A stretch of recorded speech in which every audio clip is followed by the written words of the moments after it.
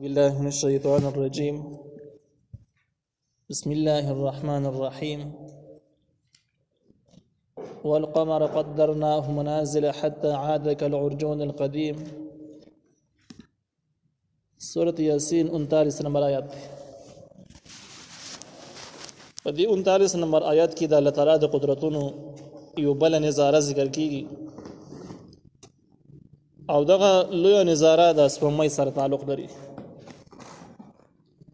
الله تعالی یو القمر او سپوږمۍ قدرناه من اندازه کړی د سپوږمۍ لپاره منازل منزلونه. منزل هغه زګین ته ویل کېږي چې په کوم زګین باندې د سپوږمۍ ورځي. منزلونه د سپوږمۍ چې کوم دي نو د 28 دي. نو کله چې دا د 29 شي نو بیا یو شپه دا ورکیږي چې کله د 30 شي 2 شپې ورکیږي او 29 منزلونو کې دا تیریږي. په 28 منزلونو باندې دا تیریږي. نو دا 28 منزلونه چې د دې لپاره وایي د سیدي چې دا په ورځي حتی تر هغې پورې عاده چې د سپوږمۍ را واپس شي کل عرجون القدیم په شان د څانګې د کجوري پخوانی په شان د کجوري د وچې څانګې پخوانی باندې. د دې مطلب دا د سپوږمۍ چې اول لا وخت چې کچوي بیا غټیږي 14 باندې برابر شي پوره شي ته 14 نه بعد دا بیرته را واپس شي کمزوري ته روانه شي. اخر کې د ښکاري چې لکه دا کجوري څانګه چې وچه شي او بیا پخوانی شي زیړه شي او کږه شي د لیندۍ په شان د کې راواوړي را کږه شي. نو دغه شان شعر د سپوږمۍ نه په اخره کې جوړ شي. دې سکن کې د عرجون بل عرجون د کجوري څانګې ته وایي هغه څانګه چې کومه وچه شوي همي پخوانی شوي همي.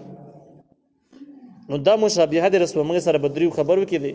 یو دا د سپوږمۍ هم دغه شان ده کې د لیندۍ په شان شي کجوري څانګه چې راځوړنده شي وچه شي راکږه شي دغه شان شی دی جوړیږي. دویمه دا ده چې کجوري څانګه چې کله وچه شي دا نری سپوږمۍ هم دغه ټیم کې نری شي. کجوري څانګه چې کله وچه شي دا زیړه سپوږمۍ هم دغه ټیم کې زیړه ښکارېږي. نو په دریو وجو باندې د کجوري د وچې څانګې سره تشبیه ورکړې ده. چونکې د قرآن اولني مخاطبین خو عرب خلک دي په دې وجه د کجوري مثال یې ورکړی ده چې عرب خلک عام د دې کجوري استعمال کوي چې په دې مسله باندې په اسانه باندې پوه شي. للشمس ينبغي لها ان تدرك القمر مناسب ندی نور د فاره یعنی ممکن ندی د نور د فاره ان تدرك القمر چې دا غالب شي بس سپوږمۍ باندې. سپوږمۍ باندې غالب کېدل داسې دي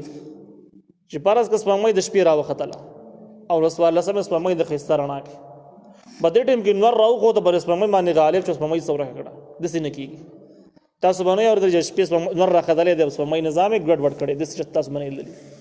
بلکې مستقیل نور په خپل ټیم راغلي سپوږمۍ په خپل ټیم باندې کار کوي. نو نور دپاره ممکن نه دی چې دا غالب شي بس سپوږمۍ باندې سپوږمۍ رڼا ختمه کړي.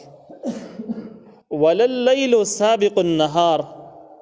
او نه شپه چې دا راوړاندې شي د ورځې نه داسې هم نه کېږي چې شپه تېره شوه ورځې نمبر راغی خو دا شپه دې بیا رامخکې شوه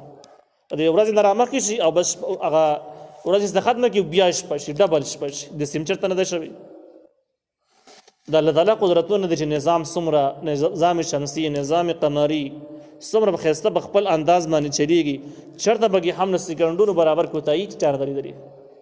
د عام انساني مشندرو په شان ته کې نه دي چې کله کار کوي او کله کار نه کوي او چې وخت یې وچې زړه شي داسې نه دي. وکل فی فلک یسبحون او دا ټول په یو مدار کې لامبو وي. فلک چې کوم دی نو مدار ته وي هغه مدار د سپوږمۍ د نور دپاره هغه کرښې هغه رفتار زګینې چې په کوم کې دا روان دي هغې ته فلک وي. دا عقیده صحیح عقیده ده مضبوطه عقیده ده. په دې کې د بطلیموسي او فلسفي یو تحقیقات پکې داسې هم دي هغه غلط دي. مخکې پخواني تحقیقات دي چې ډېرو فلاسفو دا مسترد کړي هم دي او بیا د تجربو نه مخالف د قرآني تعلیماتو نه مخالف دي. وایي سپوږمۍ او نور بره په دې اسمان کې بره دي دا اسمان لاندې وایي نه دي دا په اسمان کې دن نه دي او بار ښکاري. وایي دا داسې مثال یو لکه شیشه کې چې دننه ته یو څیز بند کړی یو ښکاري بیټري در اغستل یو بلب تر اغستل شیشه کې دې بند کړی دی. وایي دغه شان د نور سپوږمۍ په دې لیول باندې دا خبره صحیح نه ده. نو بده وجه هغه چې کوم دی بطلیموسی والا خلک چې کوم دی هغه وایي چې پلک اسمان ته وایي د سپوږمۍ او د انور پر اسمان کې دن روان دي بار تی وایي نه دي لیکن د نور پر صفه او تحقیق هم دغه شان دغه دی کله چې خلکو ترقی تجربه وکړه له بار سیارو ته وخت لاغویم د سی وایي او دغه شان دغه شرعي تعلیمات هم د سی معلومیږي چې سپوږمۍ او نور د اسمان نډیر کوز دي ټول سیارې او ستارې د اسمان لاندې کوز دي اندې ځکه کې په فلکی اسبغون بخپل مدار کې لامبو وهي نو د فلک نه هغه کرخي مراد دي هغه خطونه دي مراد دي چې په کوم سپوږمۍ روان ده په کوم کې نور روان دي او هغه اسمان نه کوز دي اسمان نه بار نه دي د دوی د رفتار د سیده لکه چې ګویا ته لامبو وهي د قسم له تشبیه ده نو دا د الله تعالی د قدرتونو بحث چې الله تعالی څومره لوی صفاتونو والا دی څومره لوی قدرتونو والا دی او څنګه برته نه څوک انکار وکي او څنګه به څوک الله تعالی د نظام نه منکر شي بلکې دا ممکن نه ده وآية لهم أن حملنا ذريتهم في الفلك المشحون وآية لهم أي وغټه نخره دوی د پاره ان حملنا یقینا من سواره کړی دي ذریتهم اولاد دي خلق في الفلك المشحون پاکشتو ډکو کی دا بل قدرت چې تعلق د سمندر او د سمندري نعمتونو سره او ردی خلاصه دا چې ابو عام تور ډوبول کې ډوبولو لپاره دي لیکن د دې ابو په سر باندې یو لوی بیړۍ کشته روانه دا خلک هم پکې په خپل هم ناسي دوی بچیم پکې ناست او دا ډکې کشته سفر کې ملکونو ته سي یو ځکه نه بل ځکه نه بل ځکه نه بل ځکه دا الله تعالی نظام د سي چې بس دا ډوبېږي نه او د دین خلک ډېر زیاتې فائدې اخلي تفسیر باندې په قران ذکر کړی دی چې اصل کې د ځکه کې اولاد ذکر راغی چې د اولاد پکې ناس حالانکه د خلک په خپل هم ناس دا غوي ذکر ونش وجه دا د خلکو سره ډېر احساس د بچوي خپل غم وسه کمی ډېر غم وسه د بچوي چې راکه سفر باندې لاړم بچي به مسکي او کبرز کا بچی مې ډوب شنو ته چل بکیږي او غزان سره بوزم نه څنګه بوزم د خلکو سره خپل ځان زیات غم د بچو ور سره یو سره بچو سره ولخه غړه وکي چې د څه خېګړه وکي دومره نه خوشاله کېږي بچو سره خېګړه وکي ډېر خوشاله نو اصل کې د انسانانو توجه الله تعالی ځان ته راړي چې تاسو پرې دا وساسو د بچو د پاره هم پوره تنظیم میکړي او باندې کې شتو کې تاسو بچی سورلی کې یو ګرځي به ملکونه فارق تاسو خوبسه کې سکی تاسو ماشومان بچی به کې هم سپری کې بالکل کې مشخون به ډکو کې شتو کې ډکړې کې شته رواني خړوبېږي نه او د بو بسر باندې زی وخلقنا لهم من پیدا کړل د دوی د پاره مم مثله د دې پشان دي د دې غټو غټو کشتو پشان دي چې درن درن وزنونه وړي د دې پشان من پیدا کړی دي ما هغه س يرکبون چې داخله په سور لیکي د دې پشان من نورم پیدا کړی دي چې څنګه کشته غټ غټ وزن وړي شي درانه وزنونه وړي ډکی ډکی رواني د سیغه هم درانه وزنونه وړي شي نور دي لیکن قران وضاحت نه دی کړی چې هغه څه شي نه دي خودمره معلومه شوله چې د کشتو غونډه کې نور مخلوقات هم شته جګم وزن وړي شي کوم وخت چې د آیت نازل شنه غټم کې عربو خلکو ردی تعبیر کا او چیرې د دینه مراد وخته ځکه چې وخم ډېر درون وزن پشاک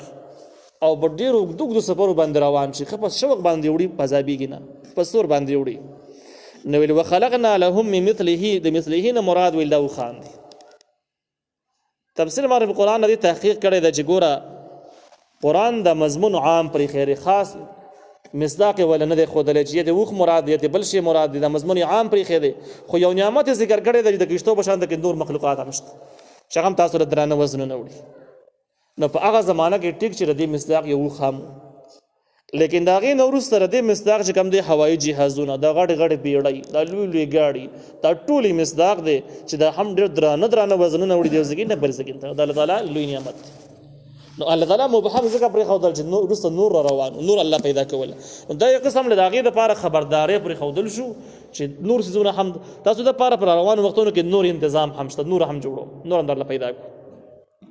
په دې وجه باندې ماره پر قران لیکلي دي چې وخلقنا لهم من مثله ما يركبون کې هوایي جهازونه ته اشاره ده د غټو غټو بیړو ته د غټو غټو غاړو ته اشاره ده او دا دغه پیشنګوئی ده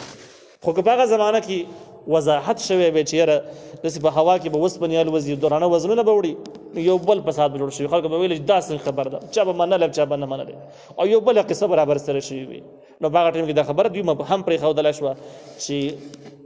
غیر ضروري بحثونو ته خبره منتقل نشي خپل وخت په فالتو خبرو کې ضایع نشي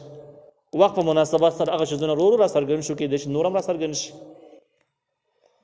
الله تعالی وایي وان نشأ نغرقهم فلا صريخ لهم ولا هم ينقذون. دې ځای کې د شرک تردید کیږي صراحتا چې دا دومره څیزونه ځمکه اسمان شپه او ورځ دا دومره بحري بیړۍ سمندرونه او دا سپوږمۍ او انوار دا ټول الله تعالی پیدا کړي دي تاسو دې پیدا کړئ. اوس تاسو وایئ چې کله په کشتۍ کې تاسو کینئ بحري بیړۍ کې کینئ او الله تعالی وایي نغرقهم موږ هم غرق کوو تاسو ډوبولو فیصله وکړو. نو بیا هم څوک بچ دا بوتان هم بچ کولی شي دا قبرونه هم بچ کولی شي نور څوک هم بچ کولی شي دا ټایم کې نه. نو وان نشأ که زموږ خوښه شي نغرقهم غرق به کړو دوی لره ډوب به کړو دوی لره په اوبو کې. غرق په عربۍ کې اوبو کې ډوبېدلو ته ویل کېږي. خصب په وچه باندې ډوبېدلو ته ویل کېږي چې ځمکه کولاو شي انسان راکاږي دا خصب وي. او غرق چې په اوبو کې ورننوځي دې ته ډوبېدل ویل کېږي غرق ته ویل کېږي. نو که موږ وغواړو نو ډوب به کړو دوی لره په اوبو کې فلا صریخ لهم نو نه به فریاد اورېدونکی د دوی دپاره ولا هم ينقذون نه به دوی بچ کولی شي زموږ نه